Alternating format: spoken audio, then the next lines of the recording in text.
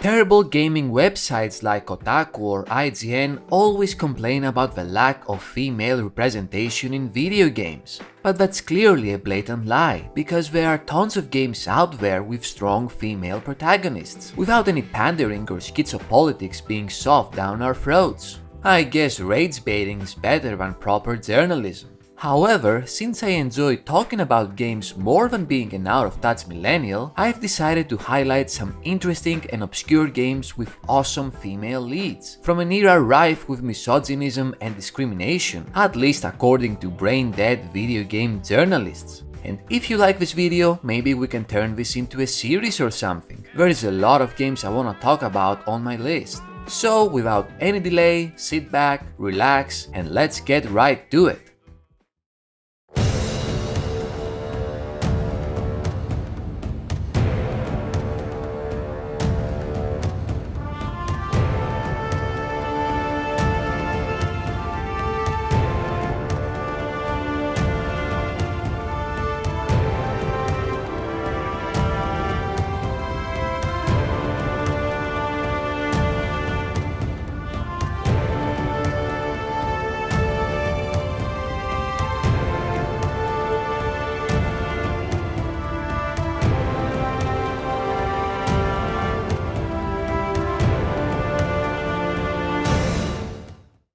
We start strong with one of my favorite action RPG series ever, which had some insane potential but was unfortunately killed off too soon. I'm talking about Dragon, of course, a franchise with two games: Order of the Flame, released in 1999 for PC, and The Ancient's Gates, released in 2002 for PS2. Both of them were way ahead of their time, introducing groundbreaking gameplay mechanics, such as large open worlds, fast-paced combat with light RPG elements, and seamlessly transitioning from ground exploration to aerial assaults. Although the plot was quite bland and forgettable, the incredible graphics, revolutionary action, fantastic soundtrack, and interesting characters more than make up for it. And speaking of characters, let's talk about Rin, the main protagonist of the game. Yeah, she looks like a shameless copy of Lara Croft, using swords instead of guns, but there is a bit more to her in my opinion, as she is a very capable and athletic warrior, skilled in all sorts of weaponry and wizardry. Unfortunately though, Rin starts her adventure in the worst way possible, with monsters burning her village to the ground and kidnapping her brother Delon. Determined to save him, Rin awakens the legendary dragon Erok from his eternal slumber and risks everything by fusing her very soul with his. Together they go on many adventures, uncovering a secret plot and saving the world from chaos. Order of the Flame establishes Rin as a brave and strong-willed character. She is filled with determination and loyalty to her brother no matter the cost. And despite her appearance, she is not afraid of anything and anyone, while also being more than willing to turn evil monsters into a pile of giblets. She's not even afraid to throw hands with Arok himself. She's truly fearless. The Ancient's Gates fleshes out her character a bit more, showing her more compassionate and sarcastic side. After losing her brother and tending to the village's dead, Rin sets off for more adventures, saving the world once again from evil butterfly people with pierced nipples and glob grod gob grob heads. Fuck, that was hard to say. Although the stakes in these adventures are way less personal, Rin still gives it her all to save those in need. Throughout the adventure, she rescues several people from the clutches of various malevolent creatures, showing once again no signs of fear or doubt, instead cracking jokes, taunting her enemies, and being a sarcastic wisecracker. Overall, Rin is a certified badass. Am I still allowed to use that word without it being cringe? Anyway, she gives no fucks and kicks some major ass, while at the same time having a soft and funny side to her. She's a great, well-rounded character for some great, underrated games. Order of the Flame was the first game I reviewed for this channel actually, if you wanna learn more about it, but you should definitely give both games a try, you won't be disappointed.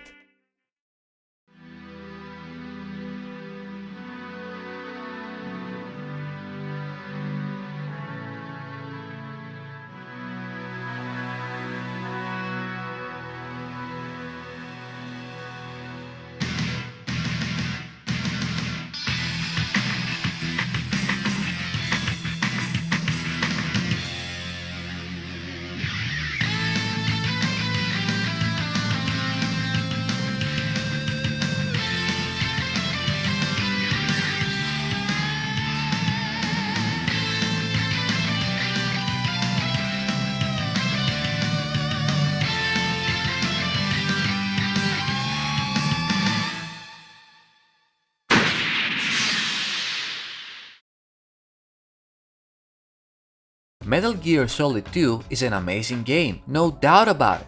But what if we replace Raiden with a snarky female spy and Snake, sorry, I meant Pliskin, with a battle-hardened female ninja? Sounds cool, but why not split the game in two and base it on a famous line of Japanese toys? Yeah, that's Psy-Girls in a nutshell, released in 2004 by Konami, serving as a way to promote the action figure series with the same name, featuring Ice, a genius hacker and arms expert, and Asuka, an incredibly athletic and skillful ninja, while the rest of the crime-fighting group appears in cutscenes or as unlockable characters. As I said before, Psy-Girls is 2 games in one, since each character's story is devoted to a separate disc.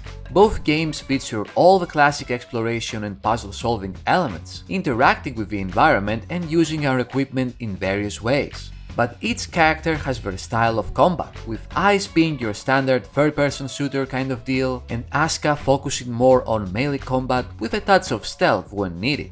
Other than that, the game's big gimmick is diving into cyberspace, where we explore virtual worlds beyond our imagination. By that I mean we get to roundhouse kick a bunch of abstract shapes for a while. Yeah, it's not a great game to be honest with you, it's pretty repetitive and boring, with underwhelming action, awful voice acting, and cringy dialogue. But man, what a unique premise to make a game about! Ice being your classic spy fiction hero is the perfect action character, taking no shit from anyone, spouting cliché lines, and overall being a funny, abrasive heroine on a mission to destroy classified information in a highly secure corporate building, while Asuka is the stoic, no-nonsense, always super serious type seeking to avenge her father's death. A silent but deadly assassin, kinda like the obligatory fart joke that I just can't resist making. Unfortunately, that's all the characterization and motivation you'll get for our protagonists. But if the game's ideas interest you and you don't mind the tedious gameplay, you'll probably get a few hours of fun out of Psy-Girls.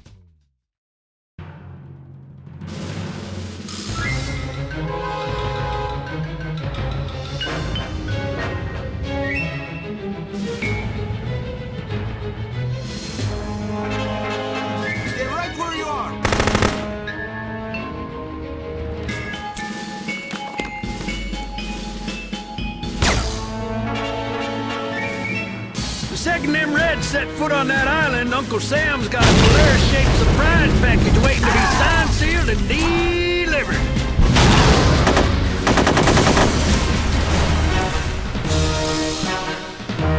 Hey everyone, it's Kate Archer, British super spy.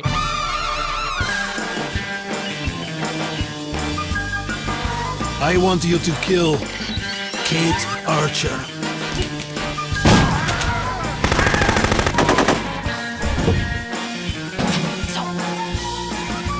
Over here.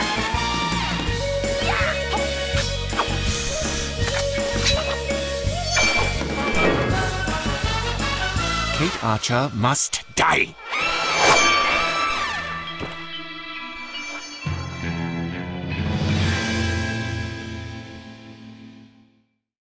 From futuristic skyscrapers and virtual worlds full of coal and emeralds, we transition to the groovy 60s, with a No One Lives Forever series consisting of 2 games, the operative No One Lives Forever, released in 2000, and No One Lives Forever 2, A Spy in Harm's Way, released in 2002. There was a spin-off as well, but we don't care about that. The protagonist of the series is Kate Archer, an undercover agent working for Unity, a secret organization specializing in dealing with matters of international security. The main antagonist is Harm, a terrorist organization that wants to cause chaos, extort money, dominate the world, you know, the usual evil megalomaniac stuff. Both games are first-person shooters with stealth elements that feature Kate traveling to various exotic places and foiling Harm's plans on a mission-to-mission basis. Both games are excellent, with great shooting, a special sense of humor, varied gameplay, interesting gadgets you can use, and superb level design that complements both the action and the stealth segments. As for Kate Archer herself, she's a very well developed and complex character, with a unique backstory. Born from a family of British aristocrats, she spent her youth as a thief in the slums of London until she became an agent for Unity, fighting against workplace discrimination while putting her skills to good use. Even after a failed mission, she always manages to keep herself calm and composed, and she never backs down from a new challenge. When it comes to Kate's personality, she's very nuanced and multifaceted, mostly due to her tragic past. Having lost her parents at an early age due to childbirth complications and suicide, she had to fend for herself with no one really to rely on. As a result, she's a very humble and level-headed person, even though she's of noble heritage. Despite her calm and collected demeanor, she never takes shit from anyone, and her temperament can be quite aggressive against anyone doubting her abilities. She's not afraid of defending herself using humorous and biting remarks, and I love it. In my eyes, she's perfect. A beautiful woman with an air of elegance and classiness to her, while at the same time, she's brave, strong, smart, and you can always count on her. If you want to learn more about No One Lives Forever, I have a review of the first game on my channel. It's a series that holds up to this day, having some of the best first-person shooter action you could ask for. Even though they're forgotten today, they still have a dedicated fanbase that has revived both games with patches and modern options. So really, there's no excuse to not play them right here, right now.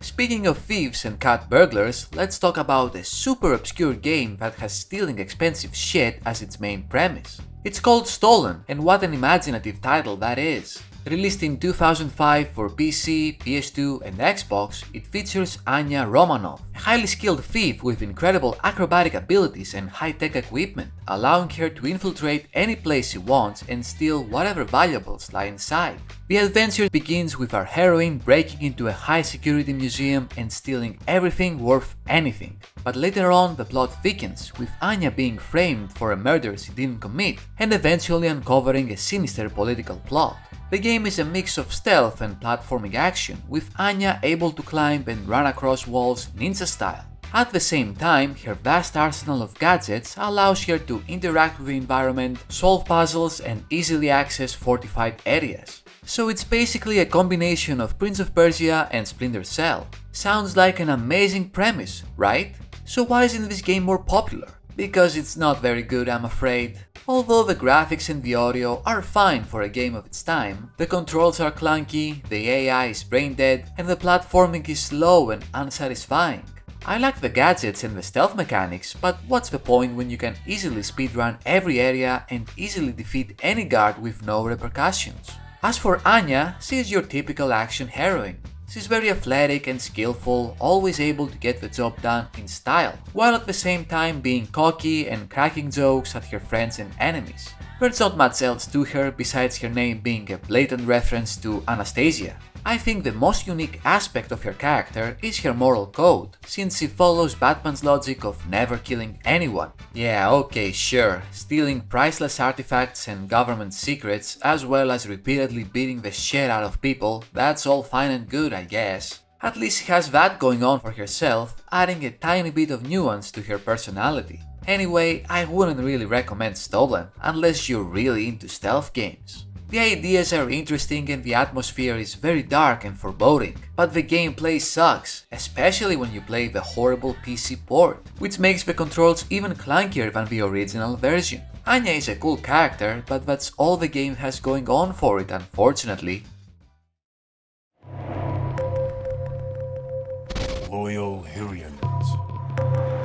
War has reared its ugly head on your planet.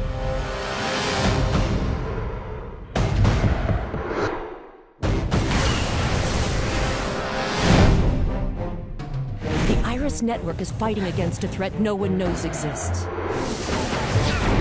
If nothing is done, the entire population will be destroyed.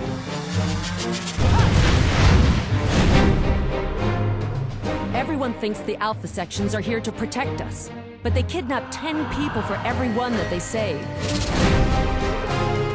The Alpha sections know that an uprising of the population would spell catastrophe. And that's exactly what we need to do.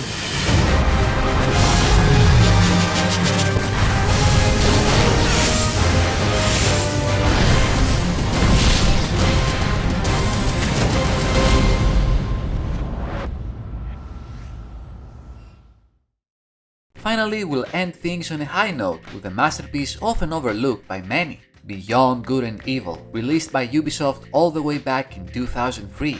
Yeah, I know, Ubisoft used to make good games. Crazy, right? In any case, the game follows the adventures of Jade, a reporter who uses her abilities and her connections with the underground resistance to reveal a sinister conspiracy involving an ancient alien threat. Also, you're best friends with a pig. No, seriously, I'm not trying to be offensive, your right-hand guy is literally a talking pig. Anyway, Beyond Good and Evil has a little bit of everything.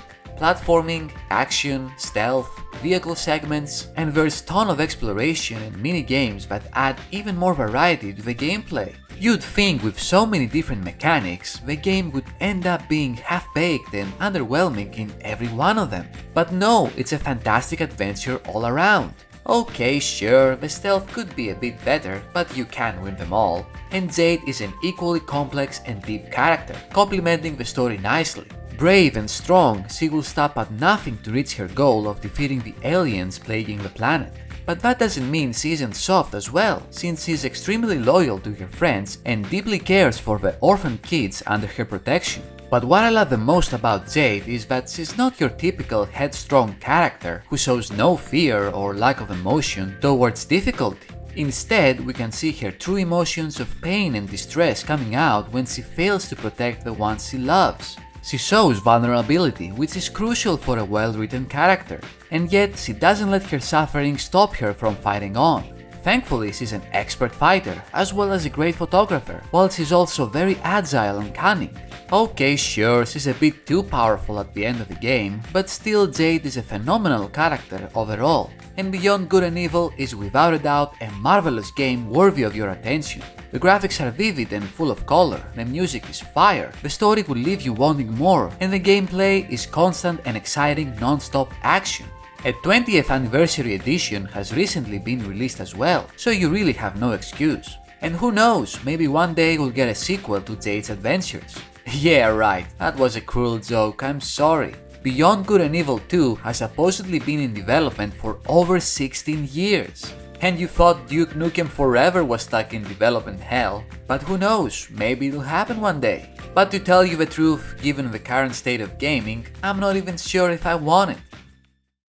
So that's all the games I have for you today. Some were good and some were bad, but overall I think we got a good lot of unappreciated gems. Playing all these games and seeing their heroines in action made me realize how brain-rotted video game discourse has become. Actually, scratch that, it's the same with every type of media nowadays. On the one hand, you have people screaming for strong female characters that are highly toxic and shove politics down our throats at any opportunity. On the other hand, you have people who hate women on principle and see them as just objects. I don't think you need all that to make a good character or a good game for that matter. People just want relatable characters with strong qualities and likable personalities. No one actually cares about their gender or their race, unless they're one of those people that make politics their entire reason of being. So the bottom line in my opinion is, make good games, make good characters, anything else is pointless drivel. And that's all I have to say about that. Thank you very much for watching, I hope you enjoyed it, leave a like if you did, comment your thoughts below, and subscribe for more stuff, you know how it goes. You can also support me on Patreon or become a channel member for early access to my videos and other perks. Have a great day, and until next time, take care and have fun.